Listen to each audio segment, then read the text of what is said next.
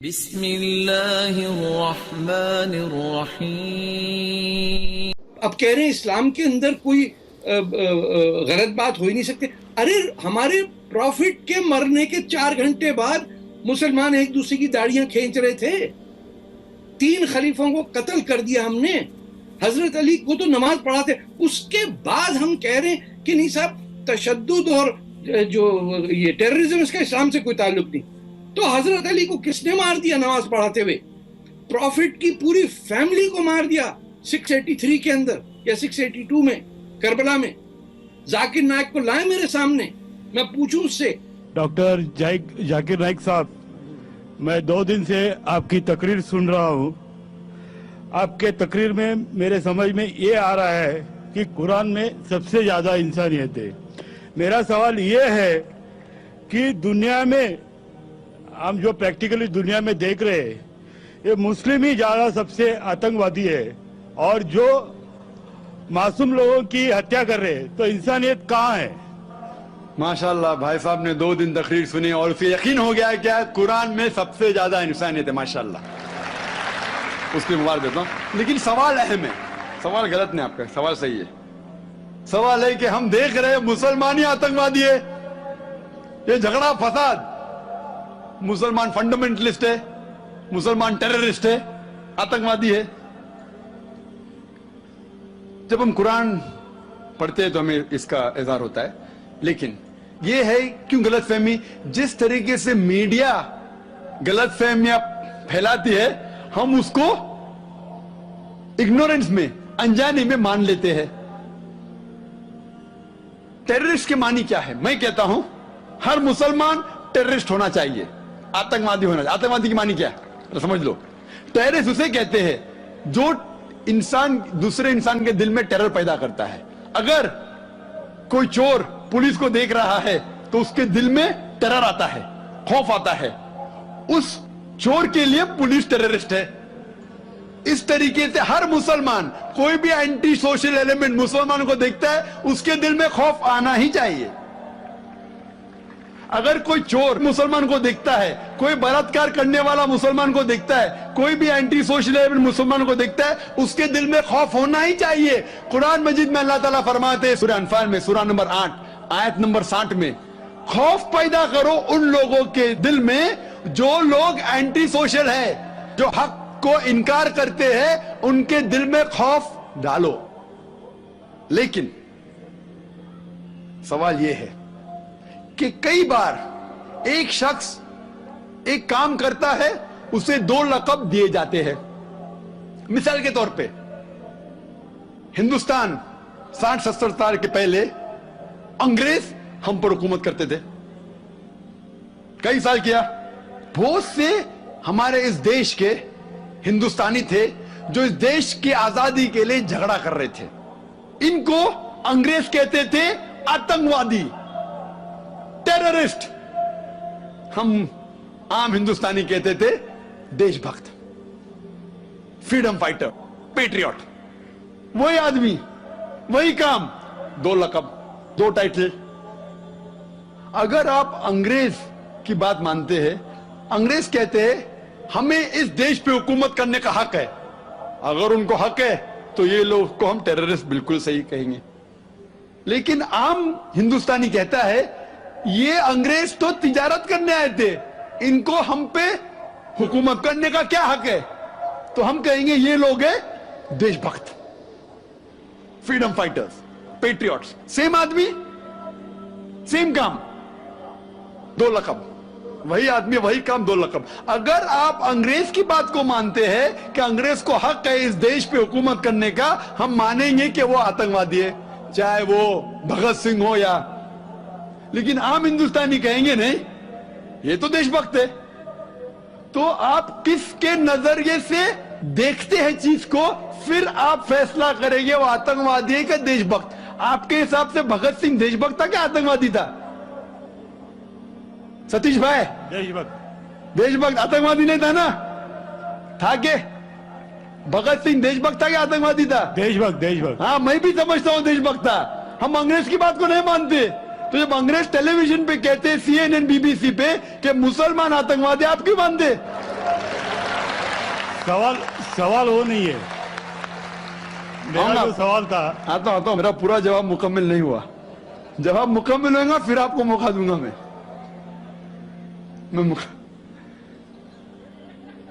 Nelson Mandela, old south African government जो थी, सफेद हुकूमत, वो नेल्सन मंडेला को टेररिस्ट नंबर 1 कहती थी। उसे अरेस्ट करके रॉबिन आइलैंड में 25 साल के लिए कैद कर दी। Terrorist number 1। जब नई हुकूमत आती है उसे छोड़ देती है, उसे प्रेसिडेंट बनाती है, टेररिस्ट बन जाता है प्रेसिडेंट। चंद साल बाद उसे नोबेल प्राइज फॉर पीस मिलता है। वही आदमी, वही काम। ऐसा नहीं कि पहले वो गलत काम किया, फिर अच्छा काम किया, फिर उसको अवार्ड मिला। वही काम के लिए जो पहली गवर्नमेंट ने कही थी, सफेद गवर्नमेंट ने, कि वो टेररिस्ट है, आतंकवादी है, नोबेल प्राइज कमेटी ने उसे नोबेल प्राइज दिया फॉर पीस, अमन के लिए। हैरत की बात है, जो आदमी आतंकवादी है उसको मिलता है नोबेल प्राइज फॉर पीस। जो आदमी का पावर है, जो आदमी वो कहता है, लोग उसकी बात को मान लेते हैं इग्नोरेंस के अंदर, अनजानी में।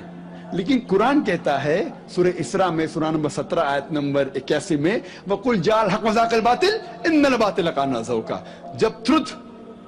जब हक बातिल से टकराती है, बातिल का सर्वनाश हो जाता है।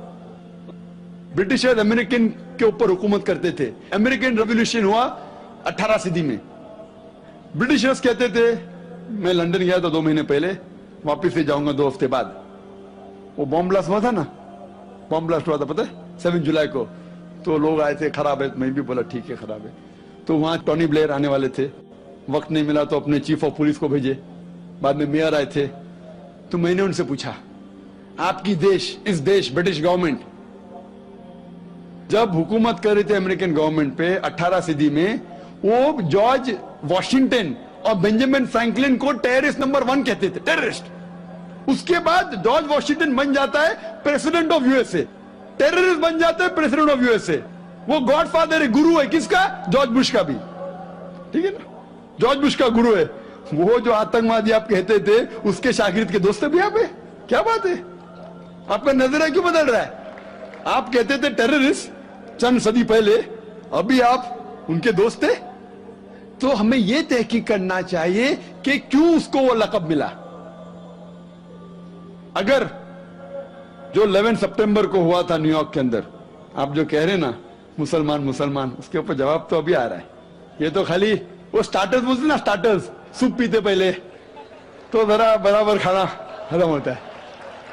मेन मील तो अभी है। मुझे एक शख्स ने पूछा था जब मैं ऑस्ट्रेलिया गया था, और इंग्लैंड के अंदर भी, doctor Zakir Naik, do you consider Bin Laden to be a terrorist? क्या आप बिन लादेन को टेररिस्ट मानते हैं? तो मैंने कहा, भाई मैं बिन लादेन को जानता नहीं हूं, मैं यही नहीं कह सकता वो टेररिस्ट है क्या नहीं, अच्छा है क्या बुरा, मैं नहीं जानता हूं। कुरान में लिखा है सूरह हुजुरात में, सूरह नंबर 49 आयत नंबर 6 में, कि जब भी कोई बात कोई कहता है, पहला तहकीक करो, फिर दूसरे तक पहुंचाओ। अगर मैं CNN और BBC की बात मानूं तो मुझे कहने पड़ेगा कि बिन लादेन टेररिस्ट है, लेकिन मैं क्यों मानूं बात उनकी? क्योंकि मैं आदमी हूं जो घूमता हूं मीडिया में, जानता हूं माशाअल्लाह। तो मैं कहता हूं ना बिन लादेन मेरा दोस्त है ना मेरा दुश्मन है, मैं नहीं जानता हूं। लेकिन अब ये मुझे पूछना चाहते हैं टेररिस्ट नंबर 1 कौन है, तो ये तो जानता हूं मैं, CNN जो अमेरिकन चैनल है, जॉर्ज बुश उसका प्रेसिडेंट है, गर्व से कहता है कि हमने हजारों अफगानिस्तान लोग को बम गिराए, कत्ल किए, इराक में हजारों का कत्ल किया। ठीक है, मान भी लो बहस के तौर पे बिन लादेन ने किया, मान लो, मैं नहीं कहता हूं, मान लो बिन लादेन ने किया कि 11 सितंबर को ट्विन टावर को अटैक किया और 3000 या 5000 लोग मरे। लेकिन अगर 3 या 4000 लोग मरे, 5000 लोग मरे, उसका यह मतलब नहीं होता है कि आप उससे डबल लोग को अफगानिस्तान में मारे एक आदमी की वजह से। कर सकते? अरे बिन लादेन को पकड़ के मारो ना, अगर मानना है तो। अगर उसने किया, सबूत है तो सबूत पूछते अफगानिस्तान गवर्नमेंट ने, मरने कि सबूत क्या है, वो सबूत देता टोनी ब्लेयर को। है सबूत पूछ रहा अफगानिस्तान कि आप मुझे सबूत दो, सबूत क्या है तो हम उस पर तहकीक करेंगे, सजा देंगे उसको। वो सबूत देता मुशर्रफ को, पूछ रहा है। किधर का इंसाफ है ये? किधर का इंसाफ है? प्लेन भेजते हजारों लोग का कत्ल किए अफगानिस्तान में, इराक में। मैंने कहा यूके में, ऑस्ट्रेलिया में, यहां भी अगर टेररिस्ट नंबर 1 है तो जॉर्ज बुश है।